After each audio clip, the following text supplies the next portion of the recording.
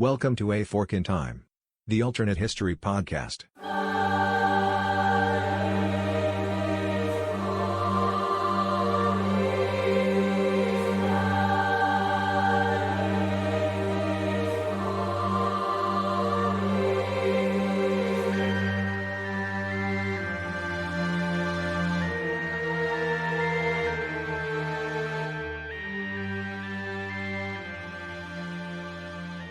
Welcome back to A Fork in Time. When we say welcome back, we really mean welcome back. I got a cast of, we're going to go with characters. That's the word I'm going to use on my screen here.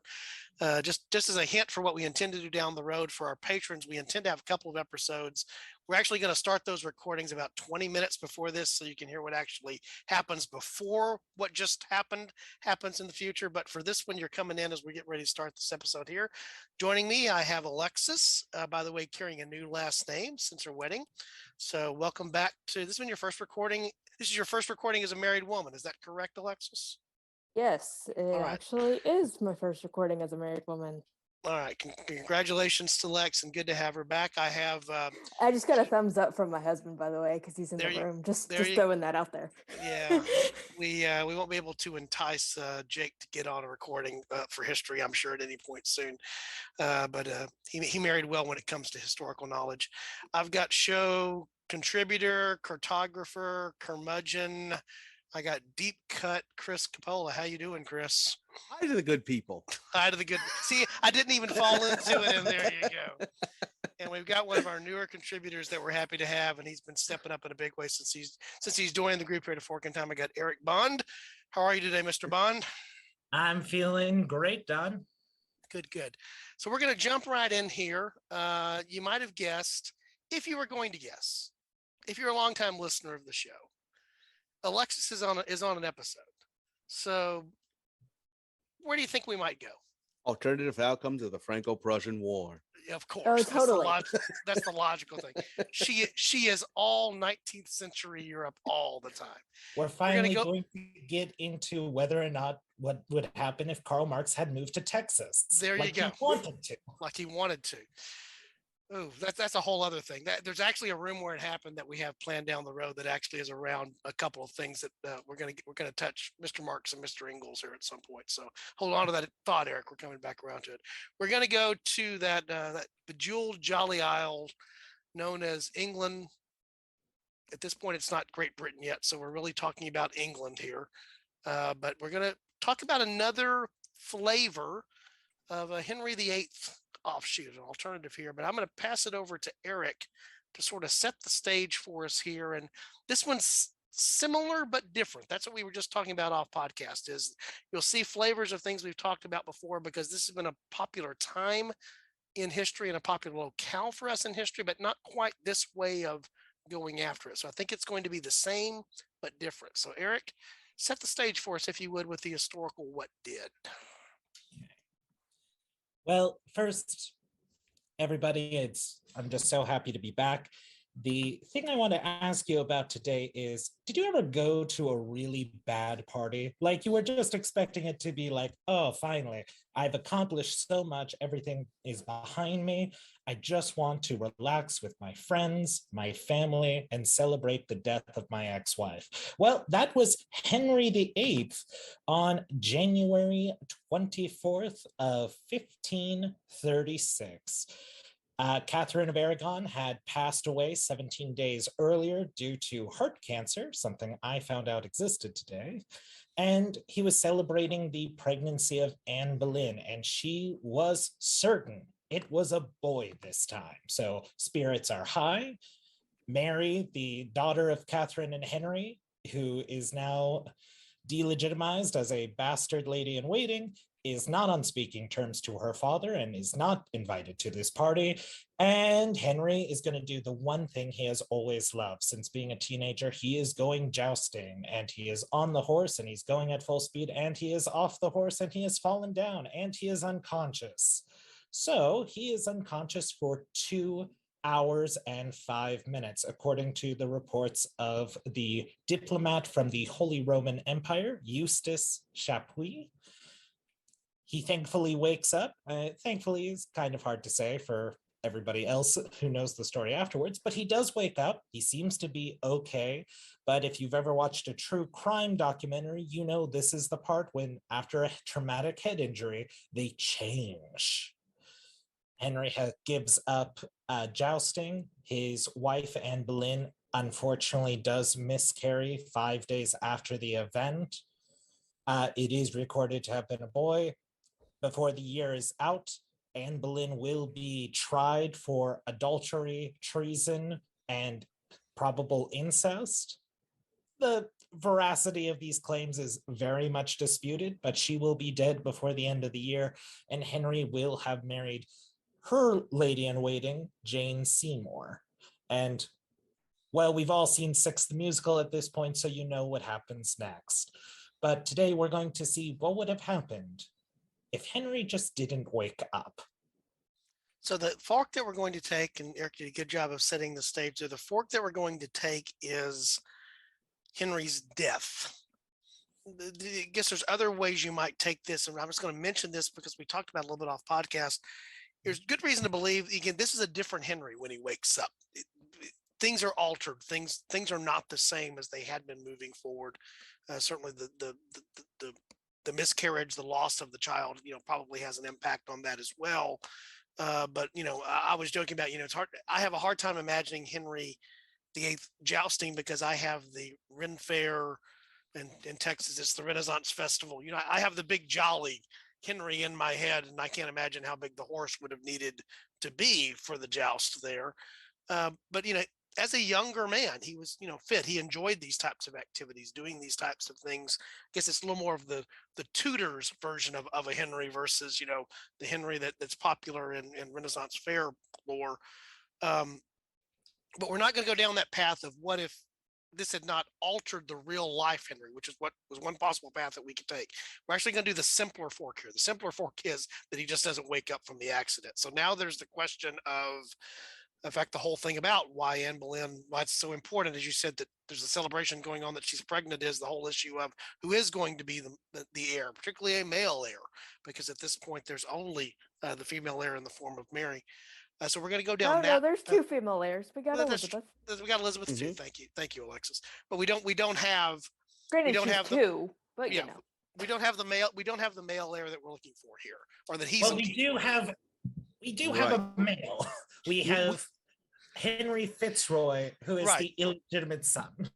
And that's where we're going to go here as we start speculating here. So we have Henry dies. So again, as Alexis properly corrected me, Mary is approximately what age here, give or take? She's not yet of age, correct? Mary is 19. Okay.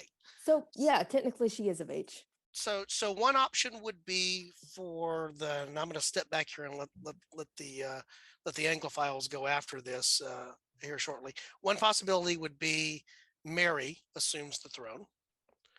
The other possibility is some form of regency for Elizabeth, although that sounds strange given that you've passed over her. Other than the difference in mothers, why that would not be necessarily the same, but putting the 2-year-old Mary had been delegitimized at this point. Elizabeth hadn't. So the one possibility would be Elizabeth there. What other possibilities? You just sort of mentioned there one. What are the options here? You got to have a king on the throne, or you got to have somebody on the throne. What are the options here, and how does that play out with the end of Henry? So as we discussed before, we have Mary, age 19. She is old enough to assume the throne. The problem is she's been delegitimized by Henry and has been declared a bastard. We have a regency under Anne Boleyn, largely for Elizabeth, who is about 2 or 3 years old at this time. The problem there is that everybody's kind of turned on Anne Boleyn at this point. Her relationship with Henry VIII could have best been described as mercurial. Like basically, is another word. Yeah. Fodder for a Real Housewives type series. Basically, there's going to be another party when she's executed. This is what I'm hearing. Exactly. Like she'll be dead by the end of the year in the actual timeline. And there is also presuming that we don't go with some other relation, say like Henry's sister up in Scotland at this point, we have Henry Fitzroy. Henry is the bastard son of a lady in waiting and King Henry, and he is his only surviving male child that he's ever had. He's been elevated to the Duke of Somerset and Richmond, and there were talks that he was being more and more favored by Henry because he just needed a male heir. And there's all this and pressure. there has been some minor some legitimization of him, some recognition that he is Henry's son. As I understand, only right, child he's that acknowledged. Henry has actually claimed. There That's may why be he has the others last floating name around Fitzroy. out there. Right. That's No. why he has the last name Fitzroy. It Right. literally means son of the king. Absolutely. And he had been getting closer with Henry. It was said that they would talk every day, and that Anne Boleyn was looking for ways to get rid of Henry Fitzroy. Now, during the negotiations with the Pope in Rome, the Pope had floated the idea that instead of you dissolving your marriage to Catherine of Aragon, I will legitimize Henry Fitzroy, and then we can do a papal dispensation to have him marry Queen Mary I, which is why you will see the episode titled Wed Like a Egyptian, because I was really listening to the Bee Gees while reading my copy of Wolf Hall. So Was it the Bee Gees or the Bangles? It's the Bengals. okay, It's the it is Bengals. the Bengals. Okay, Oh. so I'm gonna step in and be that guy for a second. One is the Bengals. Two, the people you're talking about are Greeks. They're Greeks. They're not Egyptians.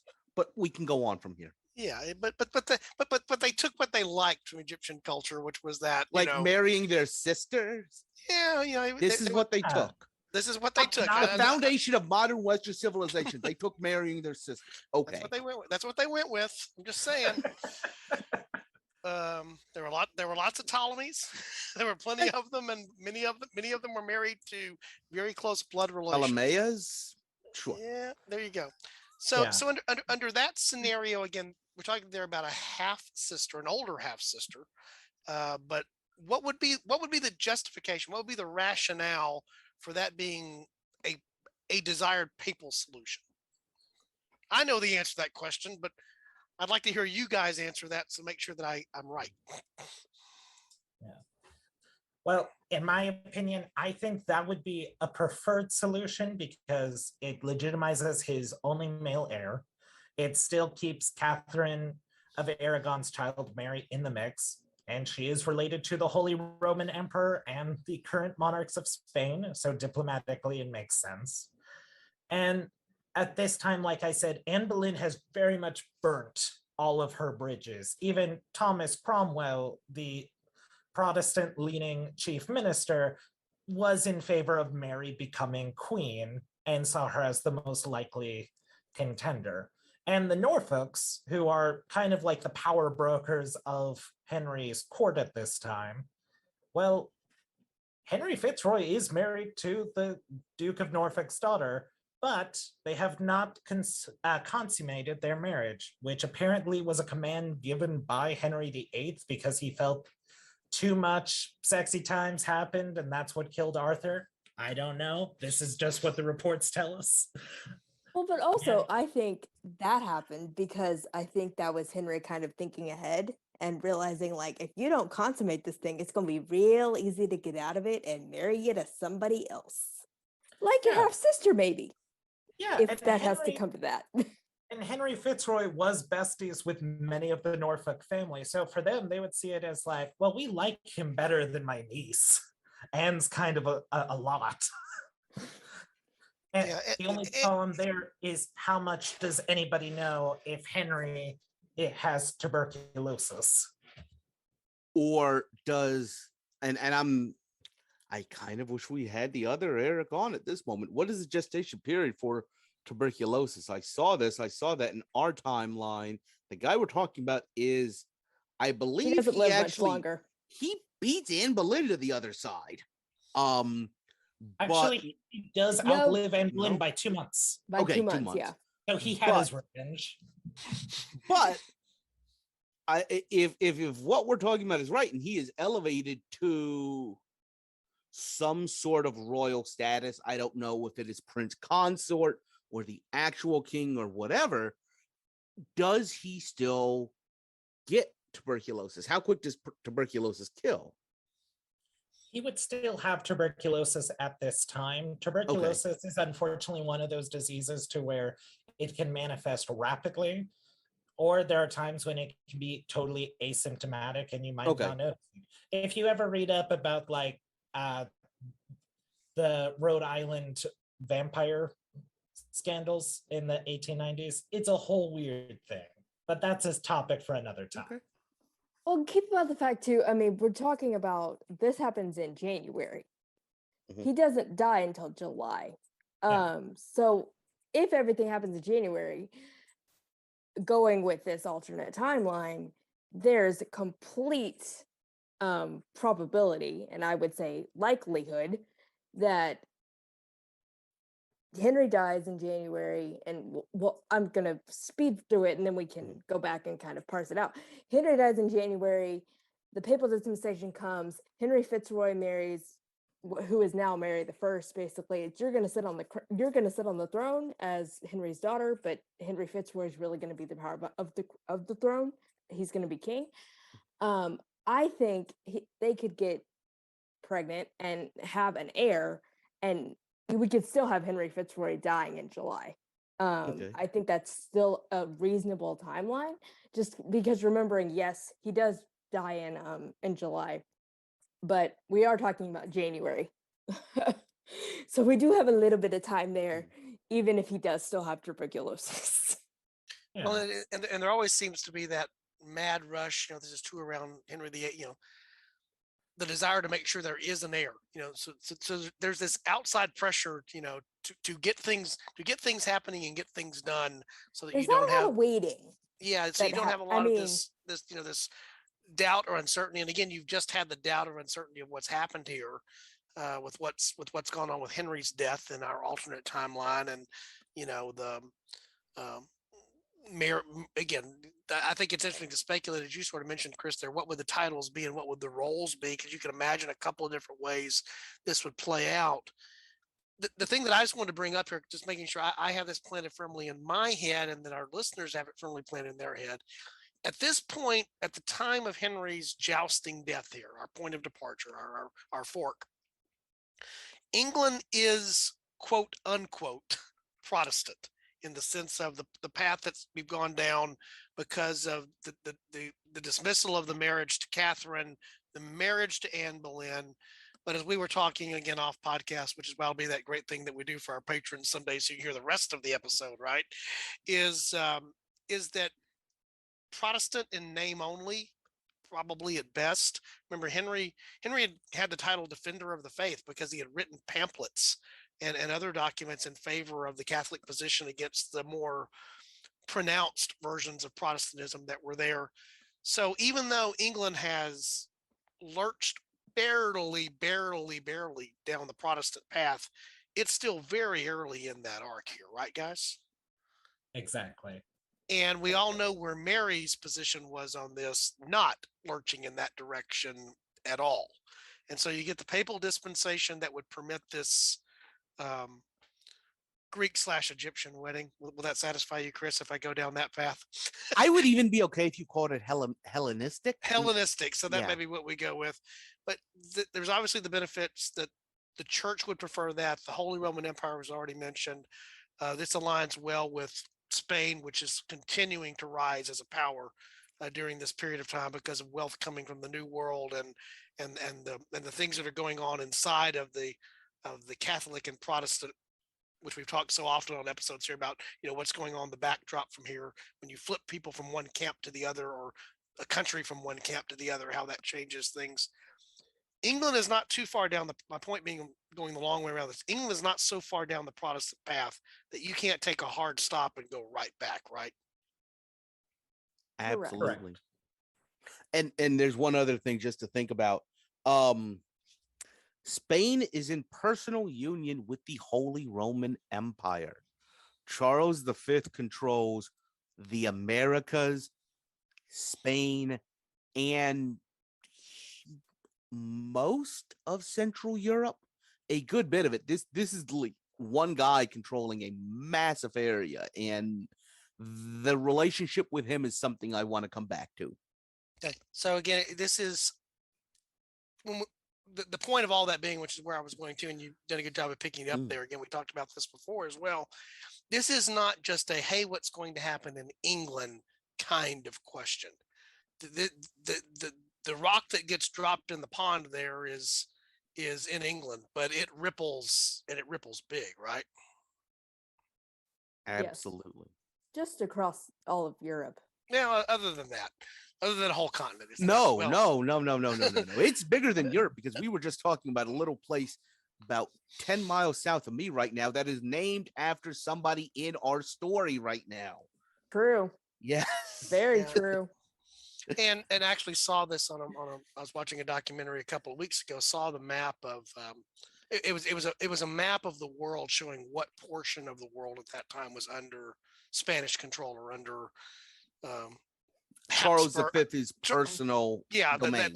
The Habsburg Spain, what to call it gets a little tricky there at times, but under that domain, it was big. I mean, you're talking about North and South America, huge portions of that. You're talking about, as you said, the Iberian Peninsula. You're talking about a good portion of Europe, other possessions at a couple of other places, but it's a very substantial part of the populated land mass of the earth at that point that is in the dominion of Charles or those countries that are affected by that. In the real timeline, eventually we have this little thing called the Armada. Eventually, England and Spain are not just enemies, but become pretty pronounced enemies on a number of different fronts. So my first question, I guess, for you guys is Catholic England, assuming that's what it's going to be with Mary and Henry Fitzroy and whatever roles they are.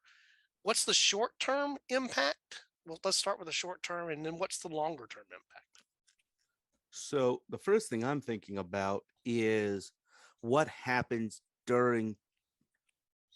I'm sorry to do this to you, Alexis, but I'm going to bring this back to Central Europe. What happens during Charles V's reign of the Counter-Reformation and fighting against all of the Lutheran princes? If he is able to get financial support from the Tudors, let's just use people's family names now, because tying it to geography can get confusing. If there's the Tudors are on the side of the Habsburgs, one, you probably don't have the 80 Years' War in the Netherlands plays out very differently. And it may still be possible. Basically, Charles V is the reason I made the point to talk about him being in charge of both of these huge domains, the Spanish Empire and the Holy Roman Empire, is because he is, I understand, it's the last person to do that. After him, they were still Habsburgs. They were cousins related, but I mean, that's all of Europe at this point. And one of the reasons that led to that split and the decline in power, setting up all of these other things that are to come, is because he broke his power fighting against Protestantism in the Low Countries, the Netherlands, which is right next door to Great Britain. I see Alexis's head going up and down when I mention this, and further on into Germany. So if he's got the economic and the military support of the Tudors in this, it's a game changer.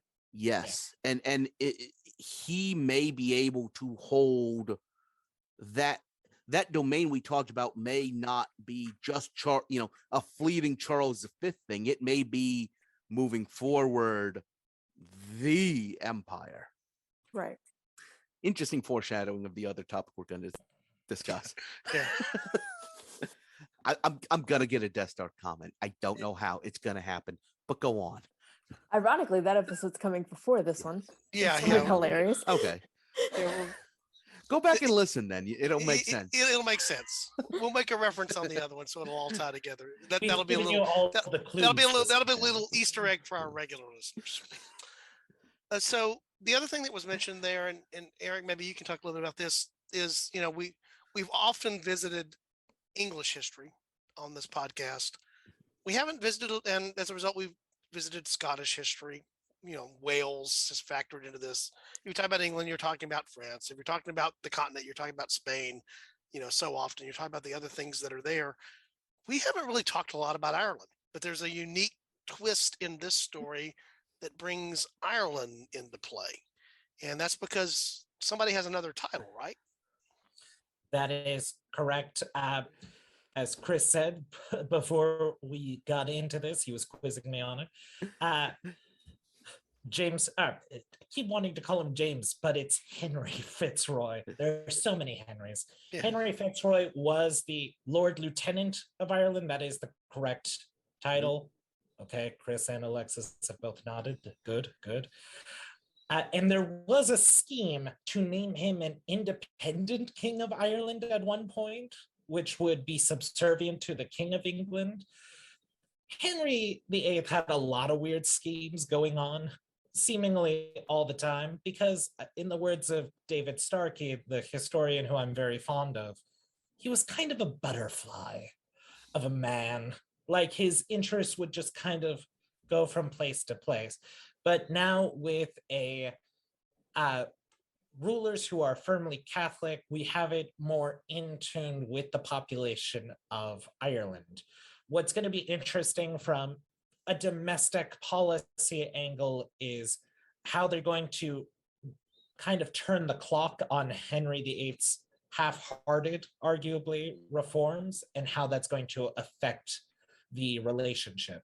Because of that Protestant divide, we see Ireland going on a much different path and constantly struggling for its own sense as a Catholic country, as a nationalist entity against England. And this is kind of where that start begins. So I'm interested to see in what effects this would have. Would there still be a colonization of Ireland by Scots and English? Well, then there's the whole other thing that comes down from that, the term United Kingdom, it's only because of Alexis's love of this part of history and really having to grasp into it that I understand as well as I think I can understand the distinctions between England and Scotland and what you would call Great Britain and then what you call the United Kingdom. And the United Kingdom actually comes in a couple of different flavors at different points over history when you use that term, but we never use United Kingdom where we're including Ireland into that description. Northern Ireland, yes, that's the current version of that, where we talked about six counties in the northern portion that are aligned as part of the United Kingdom that are Protestant. But I think it's not an unreasonable thing to imagine, again, even if it's not a combination of the kingdoms, but certainly a much closer relationship that exists. Whereas you point out, Eric, Ireland and England are not at each other's throats. They're allies in what's going on here. And to me, the other interesting thing becomes, again, further down, eventually we know James VI of Scotland is going to be invited to come and become James I of England. But Scotland had much more of a religious philosophical bend towards Protestantism. James Knox and others eventually down the road, to imagining that you may have more of a closer union between England and Ireland, now both Catholic, and Scotland being sort of the odd player out in this thing, like Catholic Ireland became, Protestant Scotland would have become potentially. I say you have Irish Scots instead of Scots Irish. Yeah. An interesting thing that I will defer to Alexis on this. I do have much more of a surface understanding of what's about to happen in, I'm going to call it Britain, including England, Scotland, and Wales. But generally in all of these dynastic struggles, the Catholic side is always going over to Ireland and trying to get support out there. That's why you have the settlement of the 6 counties. I think this may actually reverse, and you have Henry Fitzroy, who already has somewhat of a power base in Ireland, picking up the Catholic standard, and instead of it being the Protestants from Britain going over to support Protestants in Ireland, I think he can use Ireland as a base for Catholicism in struggles, internal struggles in England against whatever surface Protestantism there is. And I agree, it's interesting. I think you would see Protestantism take deeper root in Scotland. But so I think that may be the struggle we're still talking about. You may have a divided Glasgow as opposed to a divided Belfast. Yeah. Now, something I would like. Oh, I'm sorry, Alexis. Go ahead.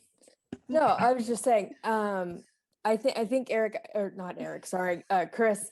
I mean, I think- honestly, it's a pretty safe assumption to call somebody Eric on this show. Yeah. Yeah. True.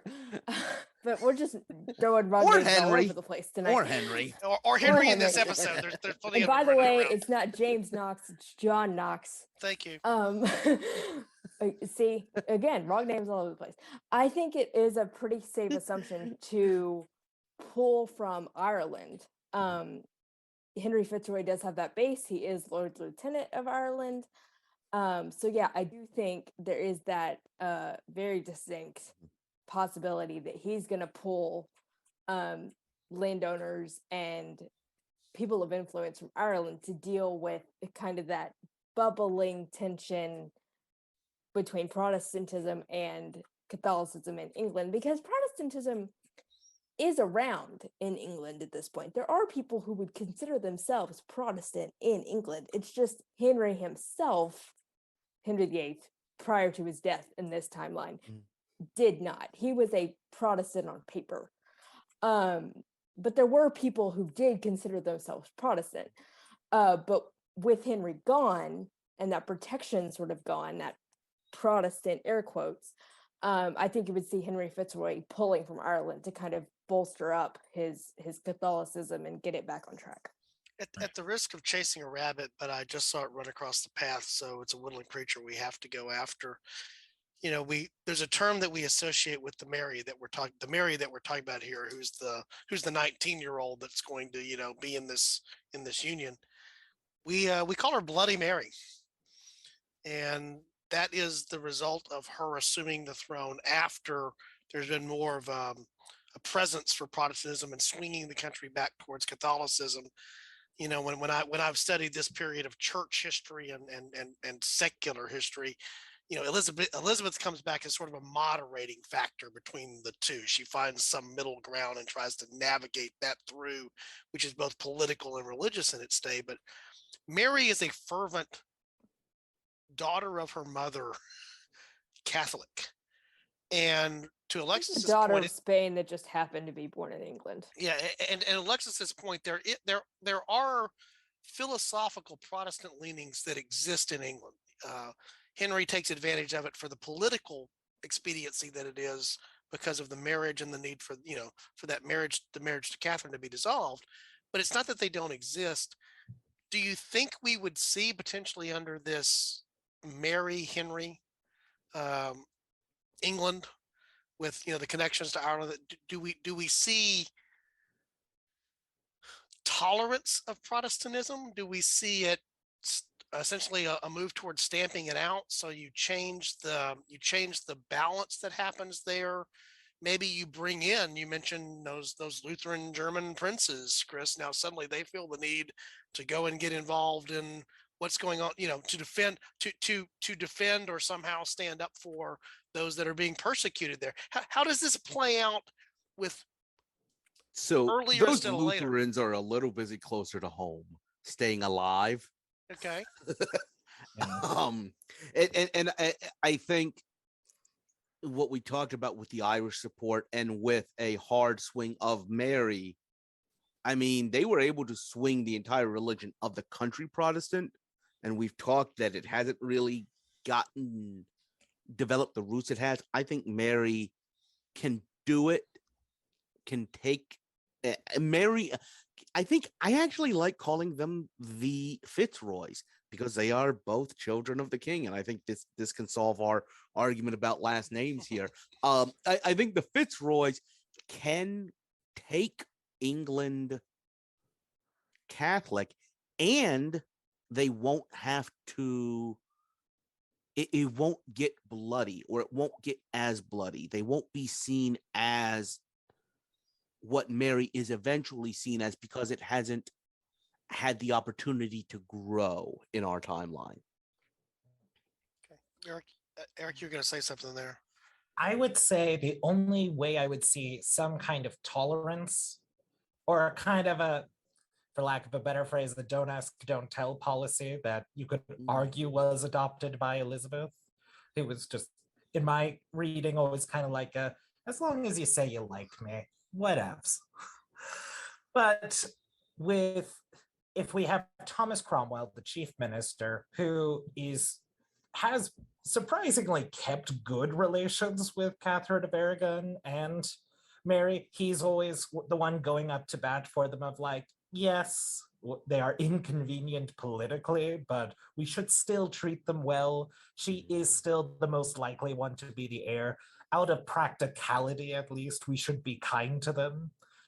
I would argue that if he's still around as that chief minister, you could get kind of a policy that you saw under like Cardinal Wolsey, of where, yes, there are Protestants, and as long as they aren't too loud about it, they can kind of go about their business. I don't think that would be the official policy written in ink, but I think as long as Cromwell was around and able to keep his head above water, I think we could still see that toleration. I definitely don't think we would see it for higher ranking nobles, but maybe the House of Commons, the occasional one or two Protestant with a few legal bindings on them, probably fine. I'd be really interested to get y'all's take on, so what do you think happens to Elizabeth? Do you think they send her to a nunnery right away? Do you think they try to marry her off? What's y'all's take on that? We have those 2-year-olds are dying. Protestant princesses. 2-year-olds are dying all the time at this time. Oh, okay, Chris, we got very dark. Oh, you went dark. Okay, Chris. I think she becomes like so many of the other. She is something of value, and at this point, she's young enough that we don't know what she would be made into, under this particular scenario that's created here. So, 2-year-old Elizabeth is probably not choosing which side she's on in the question of the Reformation. If she grows up underneath her older half sisters and her half brother, Yeah, it would right? be a half brother. I have to stop and do the charting there. The two different half siblings there. Certainly, I could see her, becoming a marryable asset that would go somewhere in some form of unification, wherever that might be, down the road, 10, 15 years down the road. Where do you need that to be? I don't know, but something. Alexis is chomping at the bit, so go at it. Well, I have a question. If Henry's dead, well, couple things. If Henry's dead, does Anne Boleyn miscarry? Oh yeah, definitely. I've actually heard them say, because if now we have an Elizabeth that's growing up with her mother potentially. Okay. And Anne Boleyn is believed to have had very Protestant leanings. Oh, I thought you were going to say a totally different thing there. I thought you were going to say had a very close relationship with her brother, and isn't that ironic? I apologize, but well, I mean that too. But I think Anne's dead. Anne was not beloved by everybody in the court, certainly by this time. I think she would still miscarry, considering she miscarried 5 days, even with Henry surviving. The fact that he dies is probably, unfortunately, an even greater shock. I kind of take the idea that I think Elizabeth would be kept around, very much to Don's point, as like, we'll keep you in the tool belt. Maybe she could be an heir to Mary if Mary and Henry Fitzroy are unable to produce an offspring. Unfortunately, in our own timeline, Mary had issues with getting pregnant and would later pass away due to uterine cancer. So there is a place for Elizabeth in my mind, but I don't think Anne's going to be there by the end of the year, I think especially if Mary has something to say. I think Elizabeth is a very different Elizabeth because she is very much raised in that Catholic tradition, which in our timeline she is absolutely not. I realize this is something lacking in the audio medium, but you're going to hear everybody's reaction when I say this. I think that Anne Boleyn dies in childbirth with the miscarriage. Yeah, I'm Yeah. winking. And the reason that I believe that Elizabeth is still around is that you're always needing to create some form of, alliance through marriage or through something else. And there's a limited number of those pieces that you have that are known to be legitimate. She was still legitimate at this point. And And Henry's not around to reverse that. right. And I think it plays to the benefit, we'll use the Fitzroys. There's going to be the Fitzroy dynasty that starts here. It plays to their benefit to have her around. Yes, 2-year-olds are dying all the time, but we can keep her around and we can use her for something. But we mentioned this earlier. It's a very different thing because it's Elizabeth being married, perhaps to, I don't know, A Habsburg. A Habsburg somewhere, right? There's Habsburgs everywhere. As I mentioned off podcast, somebody's going to end up with a bad chin and before all of this is said and done, because that's the one thing we know is the Habsburg chin. Can I make a suggestion? Go ahead. Wild swing for the end of the park.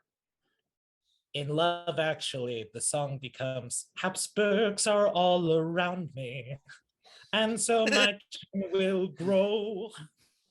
I'm sorry, I couldn't. No. I appreciate that, Eric, because again, it's just one of the things I love about what we do on A Fork in Time, and we've been all over the place. We've been all over the place in just this one thing. There's so many things that can change as a result of that small thing that's there. But I start running down an obscure path of how does this change the English settlement of the New World? Because so much of that is ultimately by separatists from the Church of England. Well, if there's no Church of England, they still maybe they're Protestant, so they're still. Do they go earlier? Do they go in some different way? Or more specific, I'm thinking about the treaty. I want to say of Tordesillas, where the Pope gave the New World to the Spanish and basically allowed the Portuguese different areas. If England is still in the realm of Catholicism, is still somewhat recognizing the authority of the Pope. One of the reasons that France, while it stayed Catholic, the French kings did not listen to the Pope. And they were able to settle the New World against that ruling. They were able to just basically say, well, you're not our Pope in whatever manner. If we have a Fitzroy dynasty coming in and participating in the Counter-Reformation, maybe you do have England respecting that ruling by the Pope. And do we have a three-party treaty of Tordesillas?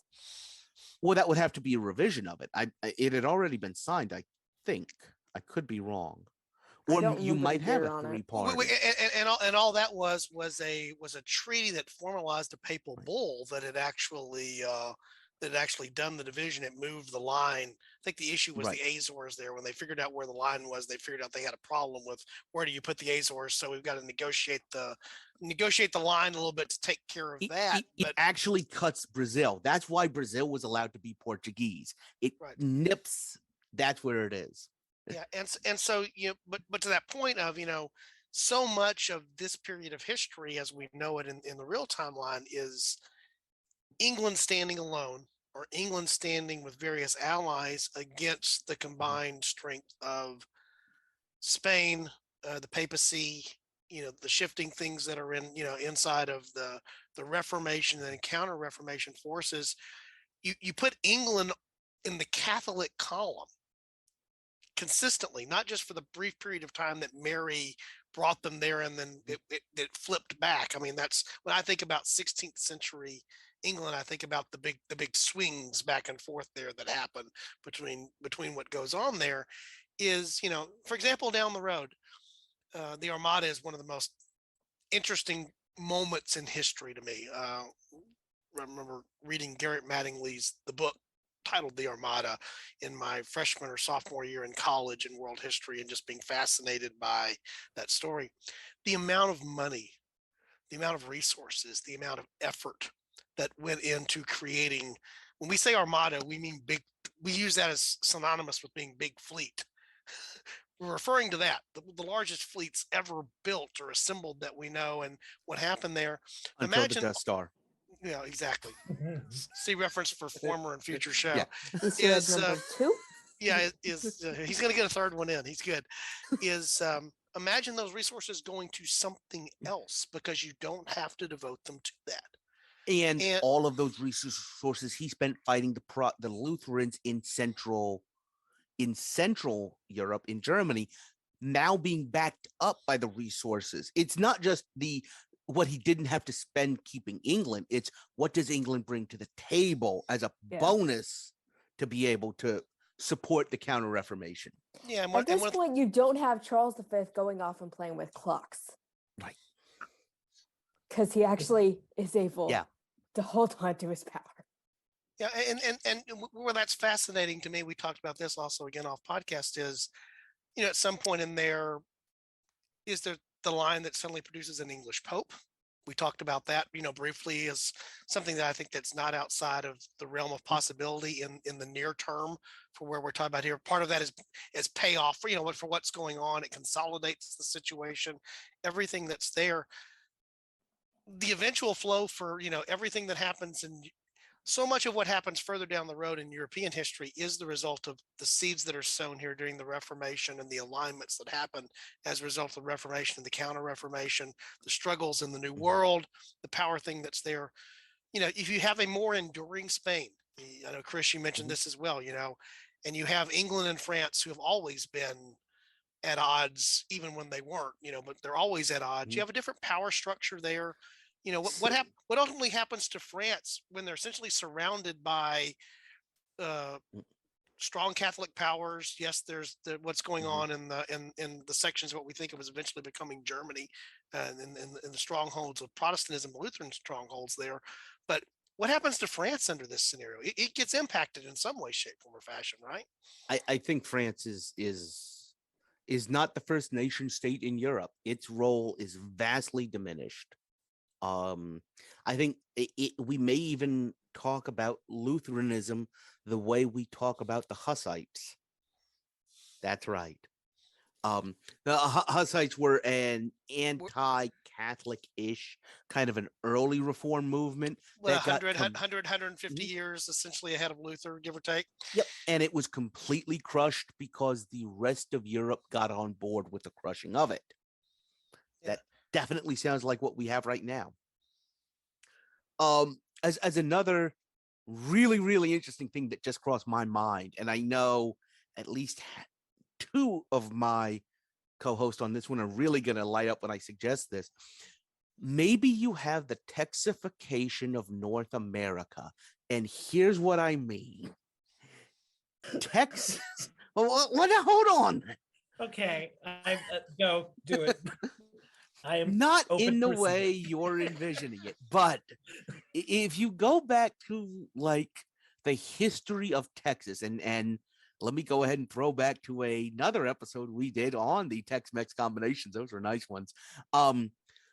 Texas, when it started, was nominally under the control of, at this point, the Mexican Empire, Mexican Republic, some Mexican state entity. To populate it, they let in what were always referred to as Anglo settlers. Why were they referred to as Anglo settlers? Because they were English speaking. In our timeline, Charles V's Spain did not produce the kind of excess population that allowed Britain to settle North America.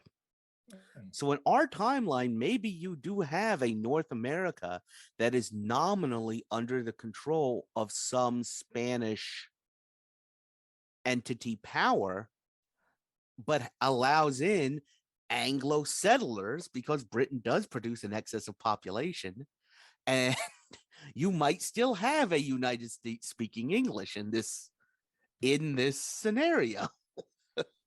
But getting there in a different way. Right. Getting Yeah. there via the Texas path almost.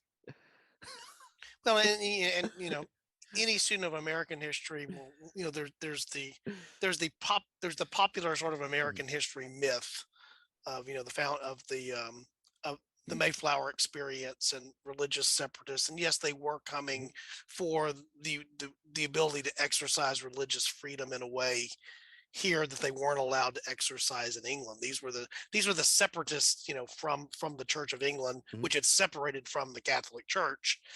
And that influence, you know, if you will, the English common law legal influence, the Protestant, for the most part, there are exceptions to this, but primarily a Protestant religious philosophical bend that's there. I got to make a plug. The one state that was an exception to that Is founded Maryland. Yep. Is Maryland, exactly. But you have that in such a way that I don't think you have the American colonial experience is not obviously the same American colonial experience. And, you know, whether you may have English speaking settlers that are coming over to settle in a much larger, probably more thoroughly controlled Spanish territory in the New World. You know, what that looks like is also a lot of speculation as well. But it's not what we see today. Again, it is the Texification in terms of maybe the concept there, but the source of those settlers are not manifest destiny Americans. There's something else that's speaking English at that point. Or in the case of much of Texas, again, going back to what happened during a lot of that, large parts of central Texas have a strong German influence because there was a very large German immigration that came to Texas. So maybe those non-Spanish speakers that are being invited over come from someplace else. I find it doubtful that they're being invited to come over from Germany, given, you know, what's there, but something different. It's just something different that would happen. I think they might be strongly German, because if I'm thinking about the populations that in our scenario would have people to export, I'm thinking about Britain definitely did. Also, all of what we set up, and we've danced around it a little bit, a little thing called the 30 Years' War that kind of saw to it that there weren't any Germans to export during the time of North American colonization. We stopped that from happening. So you're looking that doesn't need to happen now. Yeah, that doesn't. So you've got populations in Europe that are from Habsburg domains, so might be considered friendly. So maybe you have a German-speaking state in some sense emerging in North America, and an English-speaking state, because the English are also kind of in this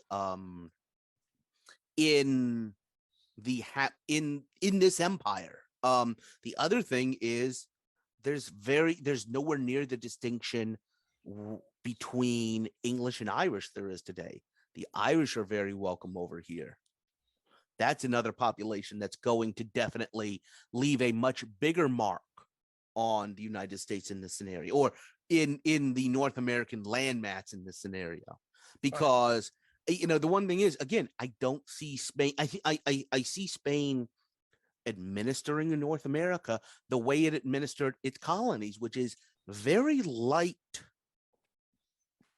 human resources personnel footprint commitment, which is one of the things that happened in the early period of Texas. Is you didn't have a lot of people administering it, and when you brought in settlers, it very much changed the character of the area.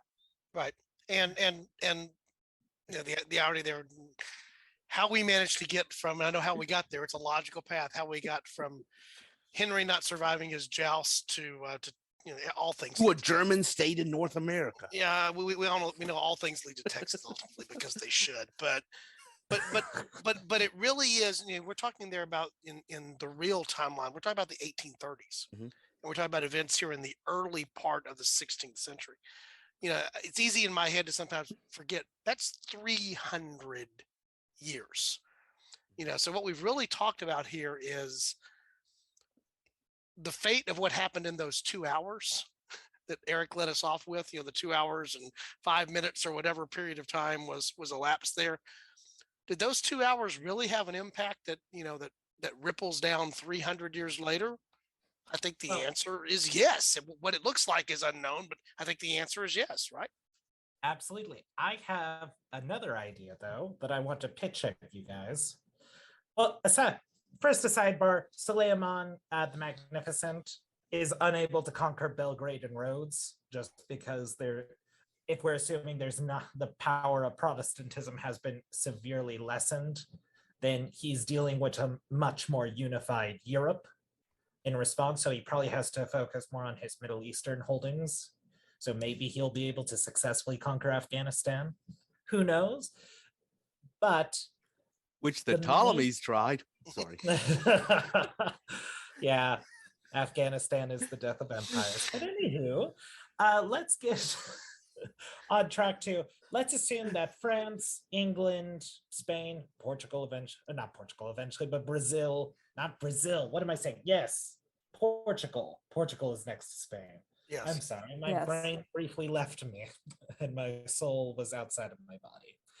Let's assume that they're all able to unify and basically start intermarrying with each other. We already have a,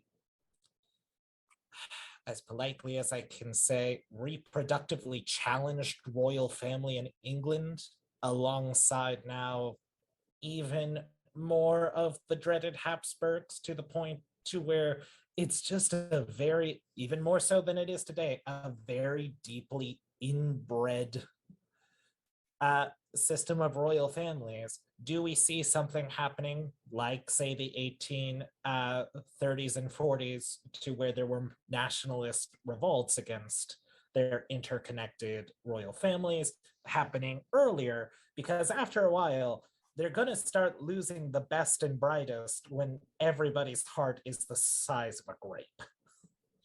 Yeah, I think we've talked about this, and even in I think the episode that Alexis and I did, talking about Victoria's influence, the hemophilia thing, all of that. I could even see a scenario where we just mentioned there, Eric. It's an interesting thing to even ponder. You sort of get to maybe what we think of as being the World War I period, what leads up in the early part of the 20th century. You could advance that by several generations earlier in a lot of ways. And then depending on what actually happens to France in this reconfigured thing, do you ever reach the point where there's the rise of, again, France sort of being the first nation state per se on the continent? Do you ever get to the point where France is what they are? Do you ever get to the point of a Napoleon? Because so much of the 19th century is in response to Napoleon in the first part of the 19th century. I mean, all of these dominoes, the way they start tumbling, get you to a very different point. Now, I know I can never eventually get away from World War I or World War II, Chris. We've proven that over and over again. But you change when they might happen. I hadn't even thought about the impact of removing the 30 Years' War as we know it out of the equation and everything that flows from that, because the shadows of Peace of Westphalia is 1648, am I remembering correctly? The shadows of that go for a long way down European history, and lead to so many other things that that flow off of that, just because of, okay, we're going to end this religious thing finally. We're going to settle this. But that drew the political boundaries of Europe in so many ways. Well, what if those boundaries are different? Well, the other thing I'm thinking about is, what if from an economic development perspective, so much of the economic development of Europe is based upon this fracturing, which happens right now, happens in the period we're talking about. So thinking about kind of what happens in 1848 or 17, call it 96, 92, 89, different things happening in different points there. The role of the merchants is very important, and the urban populations in this period is very important.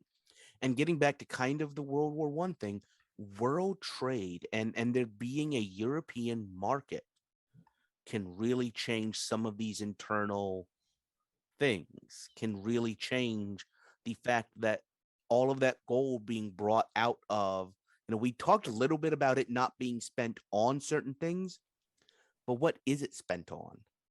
And what economically happens because of that?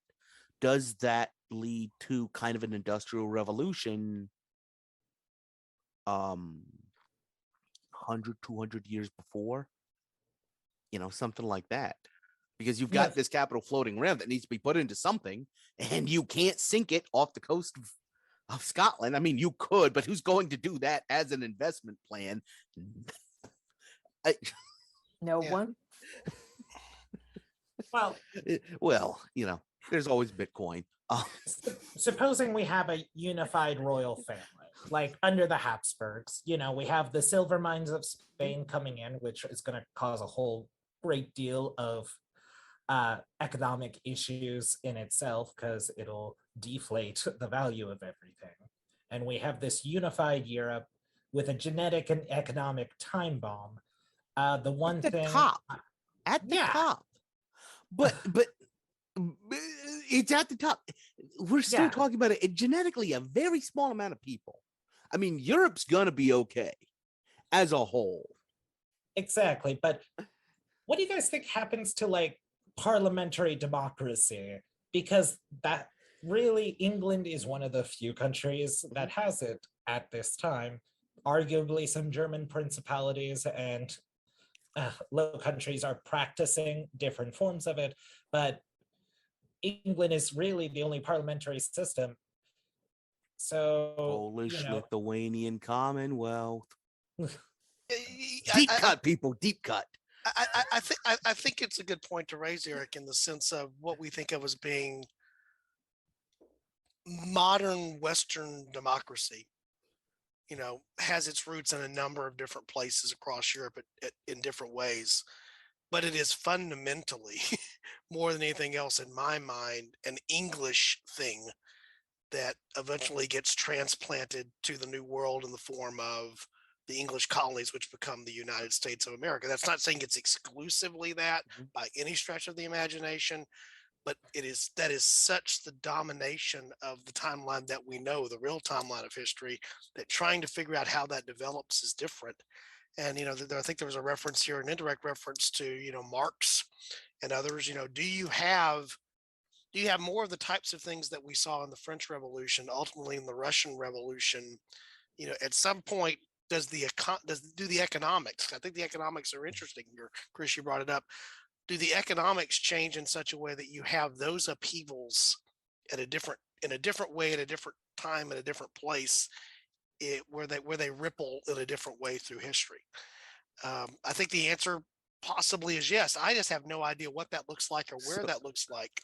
I'm gonna be. I'm sorry to step on toes, but Eric, I saw a face. Why don't you go ahead and set up a future episode for us? Because it looked like this is going to be a good one that we're going to want to mine. We might need to split this one. But what were you thinking, Eric? My thought. Okay, so I've been listening to the History of Revolutions podcast, and I'm just going through the Russian Revolution, and I'm just thinking like, oh, Karl Marx's own thoughts about Russia being far too tied to a god emperor might be the same thing here of like, well, there can be no economic revolution in still a pretty feudal Europe under this. So then I was just thinking, I wonder what Marx would think about at this time. Or I'd be more interested in what Max Weber has to think about it, the man that wrote a book called The Protestant Work Ethic. Oh, that's who wrote it. I was trying to remember when you were talking about the economics earlier of like, who's that guy who said like, Protestants, we did the economy. Yes. Well, then the other thing that goes with that, we've mentioned Marx and Engels, in where doing most of that writing in Britain. In England. Yeah. I mean, it was, it was these are Germans, but they're, where are they living and working? Marx wasn't a German. Oh, Engels was. Engels was an was. Englishman. Marx was they kind of had this thing that happened later. They kind of disowned him. He wasn't German. Well, he had given up his citizenship, yes, but we still count him as a German, kind of. So part of the reason I think we end up, and I know we've been all over the map. We've been all over the literal map here. We've been all over the philosophical map here. We've been all over the other places. But why we so often on this podcast we've been around this period of English history is it is so pivotal to the world that we know today. And we've discovered what half a dozen, probably just in the 140-ish episodes that we've done on A Fork in Time. We've revisited this at least 10, 12, 14 times, probably in different ways, sometimes a little bit earlier, sometimes a little later, sometimes a different way of doing this. But, what eventually becomes Elizabethan England comes to exist because of what's happened with her father. Before that, the what goes on with her with Mary, her sister. What has happened there influences the timeline that we know in such a way that when you're able to alter that in any fashion, you get these really powerful, again, I use the term ripples, that flow out from it that can go really wide in the near term, like we've talked about here, or can go really deep in the long term. There's a reason why we keep finding ourselves, particularly an American group of people that are talking about from an American perspective. We try to have an open perspective, but this is our heritage as Americans and how it influences how we got to be where we are. And it's very difficult to imagine it some other way, but it's really easy to imagine lots of places where it could have been something different. I think this period might just be the founding of English history. This is the point where you start seeing England diverging from a Sicily. It's another island right off the coast, but it has a very distinctive sense of its own identity, and there's multiple sub-identities within it, which we've touched on. But I think this is the point where you start seeing them collectively seeing Europe as an other, as themselves not that well integrated into Europe. I would totally agree with that statement. Well, and then Totally agree. the other sort of almost parallel to that, or the other thing to mention there, I've mentioned it a couple of times. Again, to me, it's a fascinating event, the Armada. The defiance of England after that event. We withstood the most that one of these continental powers can bring against us, and we're still standing. Elizabeth is defiantly, still on the cliffs of Dover or wherever you want to put her, standing in the ways and defiantly against the European other you just talked about there, Chris. That carries forward in history in a powerful way. That rolls into with Elizabeth gone, and then with James coming in. So we move from Tudor to Stuart, but we're talking about Tudor England, and we're talking about Stuart England, and we're talking about England again, not just a subset of, like we've talked about here, a Habsburg Spanish, whatever that is, that blender of that genetic blender that we sort of talked about there that could happen as a result of that. And that becomes a focal point for hundreds of years forward in terms of how history plays out, not only in Europe, but in North America and globally. And, from that point on, England is at risk of being subjugated, or, I guess a couple of other times, but really not until World War II do you really worry that England's going to be subjugated, potentially by a European power. And that at that point, that's not even really a real threat when you think about it. I mean, I'm going to throw 1803 in there. I think that is probably a period where it might have happened. Right. But again, we've talked about in our timeline, is there even a rise of Napoleon as we know Napoleon? Right. Because is there a France like we think of France? Right. Yeah, big part of that. I'm going to go around for parting shots. We gotta find some way to bring this to a close. So anybody, did we miss anything huge or big? I'm sure we did, but anything's just burning in your heads right now? Lex, I'm going to start with you. I think we hit most of the big points. Yeah, to reiterate a point that Dad, Don, I call him Dad, so to reiterate a point he said, I know that we touch on this a lot. I'm actually going to hit on a point that Dawn and Chris said. Yeah, we touch on this a lot, and I know that people might get, oh, they're going there again. But I think this point in English history is so pivotal. It does have those wide-ranging ripples, and there's so many different ramifications of those things, that it's so easy to just go back here. So but I think we've hit some pretty interesting points. We went to places that I didn't even think we were going to go, which was exciting. But yeah, this was a good one, and just really enjoyed it. But yeah, I think it's so interesting for me to think about this point in history, and I hope that our listeners don't get tired of going to this point in history, because I think as many times as we've gone to this point in history on the podcast, I think we could go to it just as many more times in the future and not get to all the aspects of it and the different ways we could go forward with it. And in our defense, we haven't been here in a while. I was going to say, I just want to say on a personal note, it's nice to be recording again, because I honestly don't remember the last time I did record. Dad's gonna do an episode that kind of goes into, life's kind of been happening. We alluded to the fact I got married, which was a big thing, but then other stuff has just kind of been going on. So it's been really nice to just record again for a couple hours. So yeah. Good stuff. Eric, do you have anything that we missed that was big?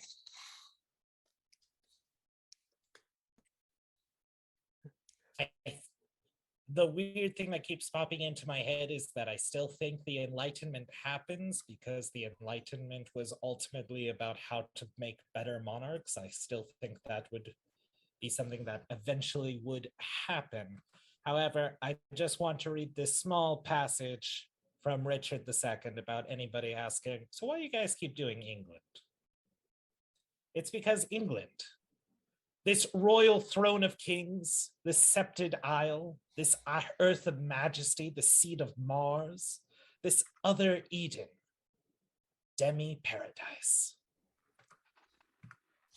Okay. I just really wanted to be pretentious with a Shakespeare quote, so I'm sorry. Yeah, so let me start poking some holes in that. You're the seed of a Roman god. Yeah, that's unique. They couldn't talk about Christianity. They had to use something. It all gets back to the Greeks and the Romans, like the name of this episode, the seed of Mars, all of this gets back to the Greek and the Romans. But this is the interesting thing I think about this is, and this is something I kind of tried intentionally to do in this episode, and apologies, Alexis, is to break that English bubble and to really think about how this is interacting with what's going on in the continent. And the way we took this, England is much more integrated into the continent, but even in the way it happened, it's interesting to understand how it's playing with the other moving parts going on, not that far away. Right. Yes, Minister. Chris, anything else? That's it. All right. I'll echo what the good folks. Yeah, I don't know. I'll echo what Alexis said here. It's been a while since we've had the chance to record, and I've had the chance to record, including her. For those of you that know the history of this podcast, it was the two of us talking about this for a period of time, and then launching off and doing it. And we found good friends along the way who like doing it too. So that's just been the added bonus that's here. So if you've enjoyed four people just sort of ranting and raving on and on about alternate history, you have found the place that you should come back to every week. We're producing an episode every week. We do want to thank our listeners again for their patience. We're recording a couple of episodes. We sort of alluded that here tonight in the recording that we're doing because we're playing a little bit of catch up. The one that we just recorded will probably release after the one that'll be released before this, so we know what it's going to be, so we're going a little bit out of sequence. And as Alexis mentioned, by this time you will have heard a little bit about why we had the gap in our production schedule, but this is a nice diversion that we enjoy. We hope it's a good diversion for you as our listeners, and we really do appreciate you. So if you want to learn more about the podcast, you can always go and visit www.A Fork and Time Podcast. Our which is our webpage. I had to stop and think what it's called there for a second because I haven't done that in a while. Give us feedback there. There's a place to provide feedback, place to provide topics, suggestions, all the things that go on there. We have a long list of episodes that come as a result of topical suggestions, and we have good folks like Eric and Chris who have come to join the podcast as a result of those suggestions and invited to come along. So if you think we got it wrong, give us some suggestions and come and join us. We welcome you. This is part of the community that we've built.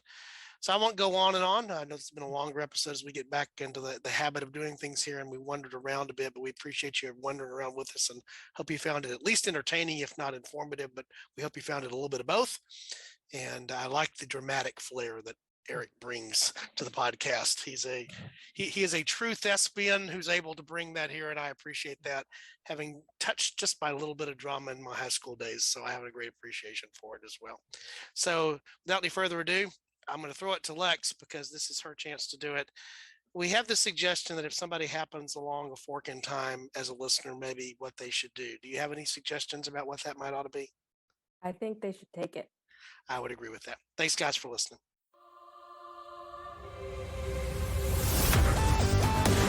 Thanks for listening to A Fork in Time, the alternate history podcast.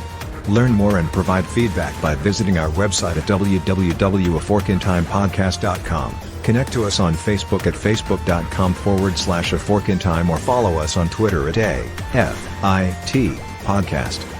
If you want to support the show financially, visit our Patreon page at patreon.com/aforkintime. We hope you will join us next time.